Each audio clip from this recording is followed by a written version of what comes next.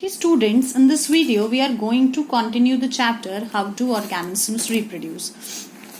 देखो बच्चा, आप लोगों का chapter how do organisms reproduce complete हो चुका है. अब टॉपिक क्या बचता है? टॉपिक बचता है that is the NCERT question answers. तो we will discuss the NCERT question answers one by one. देखो बच्चा,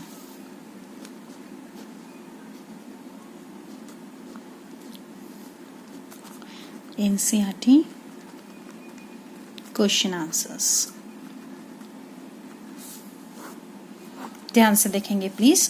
पहला क्वेश्चन कहता है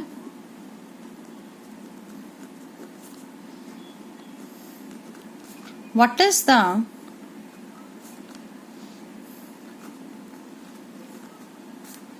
इंपॉर्टेंस ऑफ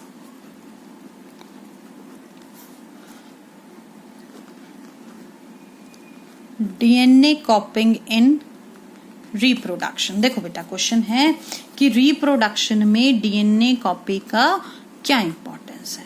तो आंसर समझेंगे प्लीज. इसका आंसर कहता है, देखो हमें खूब अच्छे से पता है. पहला पॉइंट कहता है कि जो डीएनए होता है वो ब्लूप्रिंट ऑफ द बॉडी होता है. तो डीएनए कॉपिंग के थ्रू नक्शा जाता है. तो DNA कॉपिंग helps in passing the information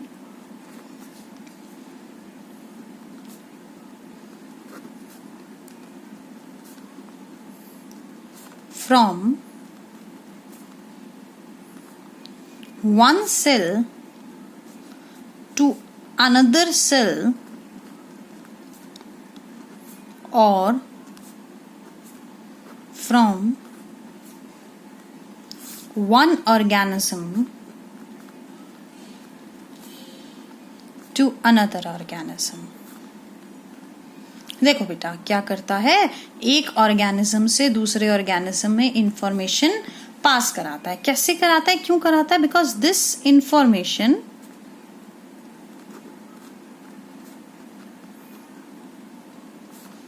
is stored in DNA. कहाँ स्टोर होती है बेटा? डीएनए में स्टोर होती है. उसके अलावा देखो, डीएनए कॉपिंग होगी तो भैया डीएनए कॉपिंग एक बायोकेमिकल रिएक्शन है और कोई भी बायोकेमिकल रिएक्शन एब्सोल्युटली रिलायबल नहीं होती है. तो गलतियां होंगी. तो बेटा उन गलतियों की वजह से क्या होगा, और उन गलतियों की वजह से वेरिएशन आएगा. तो DNA कॉपिंग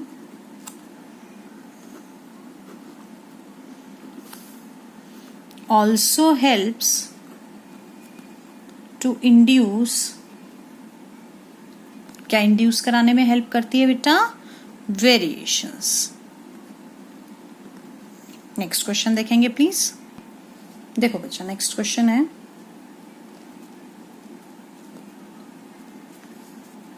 why is variation beneficial to species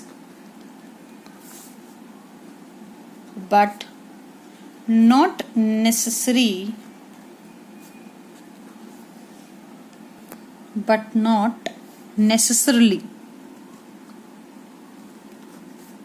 for the individual. ये क्या कहता है कि जो वेरिएशन है ना, वो एक स्पीसीज के लिए तो फायदेमंद होती है पर जरूरी नहीं है ऑर्गेनिज्म के लिए वो फायदेमंद हो भी या नहीं भी हो. देखो बेटू, ध्यान से समझो. ये क्या कहता है? ये कहता है variation in an organism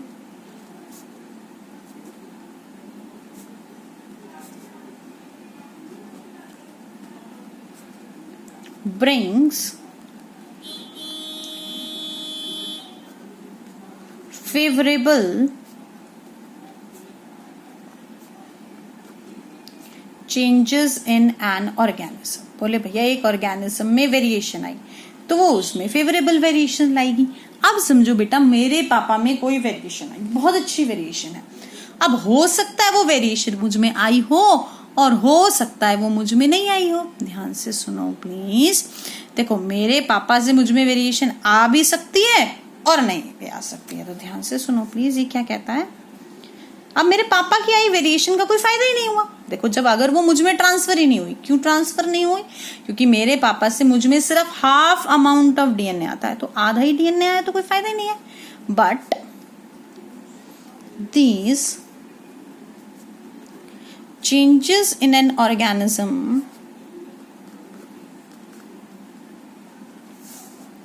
may or may not pass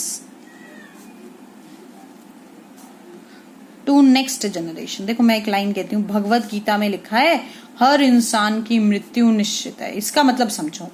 एक बार है ना, वो मैं भगवत गीता सुन रही थी, तो उसके अंदर क्या दे रखा था, उसके अंदर दे रखा था, वो भगवान श्री कृष्ण से अर्जुन ने पूछा कि एक बात बताओ कि मतलब आप ऐसे कहते हो कि मैं आपको बहुत ज्यादा प्रिय हूं क्या? तो अर्जुन को भगवान श्री कृष्ण ने बताया, नहीं पार्थ, तुम मुझे बिल्कुल भी प्रिय नहीं हो.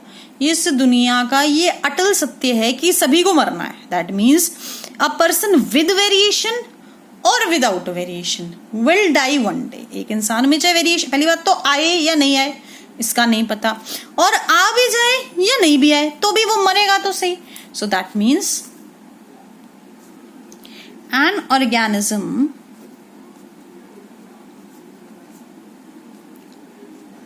will die with or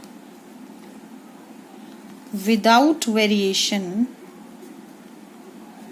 one day. एक दिन तो मर ही जाएगा. तो आगे समझें please. But variation in a species, अगर पूरी स्पीसीज में आ गई तो वो उसके सर्वाइवल में मदद कर देगी. तो variation in a species helps in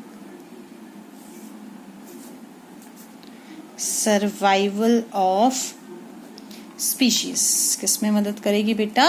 species के सर्वाइवल में मदद करेगी. ध्यान से सुनेंगे आगे. नेक्स्ट क्वेश्चन है, how does binary fission differs from multiple fission. तो क्वेश्चन देखेंगे please. How does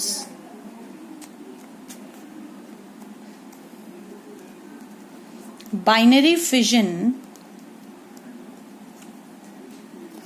differs from multiple fission? कि बाइनरी फिजन मल्टीपल फिजन से कैसे डिफरेंट है? ध्यान से देखेंगे. ये पहले डिस्कस किया हुआ क्वेश्चन है, सभी समझेंगे. देखो कहता है बाइनरी फिजन में ऑर्गेनिज्म दो ऑर्गेनिज्म में टूटता था और मल्टीपल में मेनी ऑर्गेनिजम्स में. Binary fission under favourable conditions होता था और multiple fission under unfavourable conditions. Binary fission में सिस्ट नहीं बनती थी, मल्टीपल फिजन में बनती थी. बाइनरी फिजन अमीबा और लेशमानिया में होता था जो कि काला अजर्व कॉज करता था. बट ये अंडर अनफेवरेबल कंडीशंस अमीबा में होता था और प्लाज्मोडियम में होता था जो कि क्या कॉज करता था? मलेरिया. डायग्राम सभी को याद होगा. एक अमीबा था, फिर वो बड़ा हुआ, फरो बनी, daughter amoeba. But multiple fission में सिस्ट बनी और भैया सिस्ट ब्रेक डाउन हुई और ये रिलीज हो गए.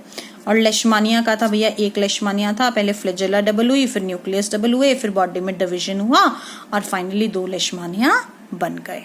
देखो बेटा आंसर में आपको सिर्फ ये लिखना है, डायग्राम तो मैंने रिवाइज करा दिया एक बार. नेक्स्ट क्वेश्चन है, how will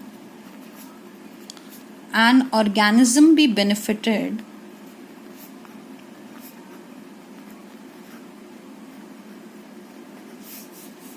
if it reproduce by spores. अगर कोई ऑर्गेनिज्म स्पोर्स से रिप्रोड्यूस करेगा तो उसको क्या फायदा होगा? तो आंसर में देखना, पहला पॉइंट कहता है large number of spores are produce. देखो स्पोर्स एक साथ बहुत सारे प्रोड्यूस्ड होते हैं तो भैया ऑर्गेनिज्म के होने के चांसेस क्या हो जाते हैं? ज्यादा हो जाते हैं. दूसरा क्या कहता है? Spores are covered with thick wall that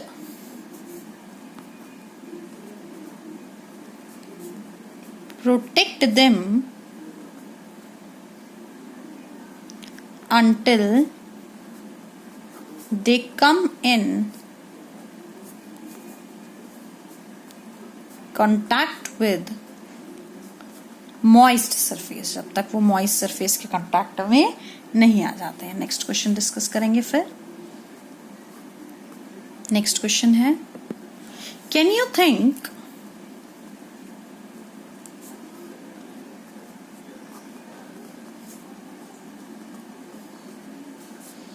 of the reason why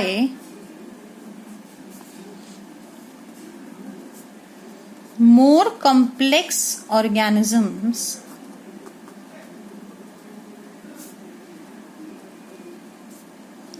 can't give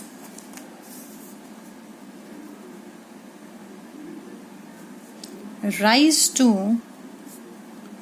new individual by regeneration. देखो हमने समझा था कि रीजेनरेशन से सभी ऑर्गेनिजम्स अपने बॉडी को क्यों जनरेट नहीं कर पाते हैं। तो बेटा मैंने जैसे रीजेनरेशन बताया था ना, आपको एक वर्ड बताया था, दैट इज स्पेशलाइजर्स। तो ये देखो ध्यान से समझो प्लीज, क्या कहता है, कहता है regeneration takes place due to presence of specialized cells or stem cells that undergo changes to form any type of cell. देखो ये क्या कहता है, ये किसके बने होते हैं, स्पेशलाइजर्स के। एनसीईआरटी का वर्ड है। स्टेम सेल्स नहीं भी कर पाते हो तो कोई बहुत बड़ी चीज नहीं है। ये कह रहा है कि देखो रीजनरेशन क्यों होता है, क्योंकि रीजनरेशन होता है क्योंकि उस ऑर्गेनिज्म की बॉडी में स्पेशलाइज्ड सेल्स होते हैं जो कि किसी भी तरह के सेल को जनरेट कर देते हैं। आगे समझो प्लीज।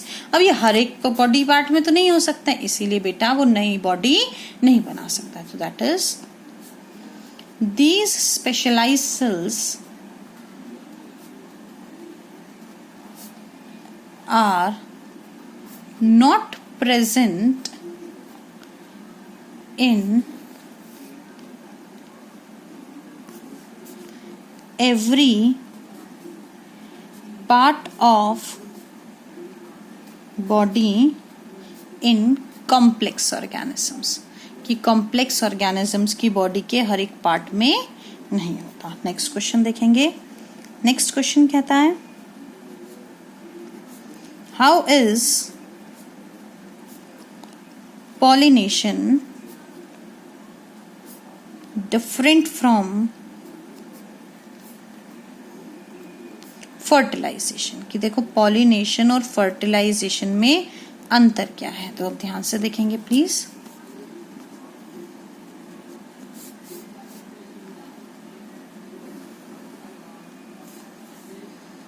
एक तरफ पॉलिनेशन, एक तरफ फर्टिलाइजेशन। देखो क्या कहता है, ये कहता है कि जो पॉलिनेशन है ये किस में होता है, प्लांट्स में। टेक्स प्लेस इन प्लांट्स, ये दोनों में हो सकता है। तो it's takes place in both plants and animals। ये plants में भी हो सकता है और animals में भी हो सकता है। इसमें zygote नहीं बनता, zygote is not formed। और यहाँ पे zygote बनता है, तो zygote is formed।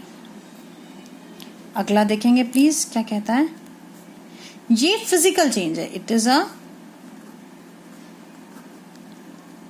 Physical change. Physical change जिसमें नया सब्सटेंस नहीं बना, while it is a chemical change. इसमें नया सब्सटेंस बनता है। ध्यान से देखो, ये कहता है मे और मे नॉट cause रिप्रोडक्शन हो भी सकता है इससे और नहीं भी हो सकता है, but it always cause reproduction. अगर फर्टिलाइजेशन हो गया ना बेटा तो रिप्रोडक्शन होगा ही होगा। नेक्स्ट क्वेश्चन देखेंगे। नेक्स्ट क्वेश्चन है draw a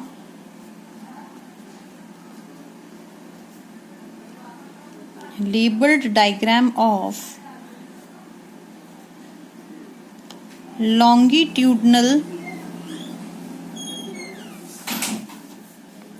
section of flower।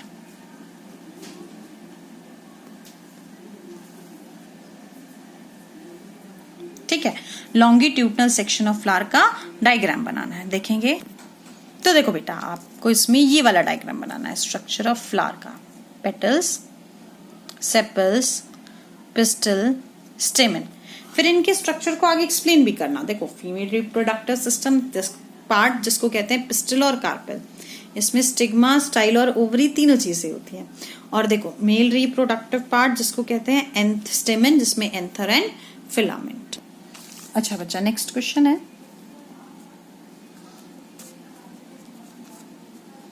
Why is vegetative propagation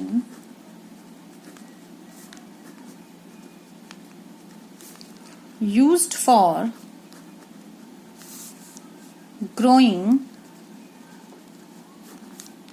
some types of plants, कि कुछ तरह के प्लांट्स को उगाने के लिए वेजिटेटिव प्रोपागेशन को यूज क्यों करता है। तो आप इसका आंसर क्या देंगे? इसका आंसर है देखो सीडलेस प्लांट्स के लिए यूज करा जाता है। तो देखो सुनो, vegetative propagation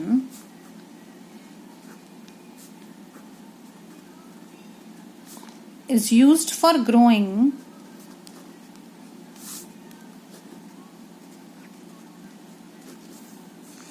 seedless plants such as रोज। देखो रोज में कोई सीड्स नहीं आते हैं, ठीक है, क्यों? Because due to the absence of seeds, क्योंकि उनमें क्या होते हैं, सीड्स नहीं होते हैं, they are grown with roots, stem and leaves। इस वीडियो के लिए इतना काफी है। नेक्स्ट वीडियो में बाकी के questions. Thank you so much.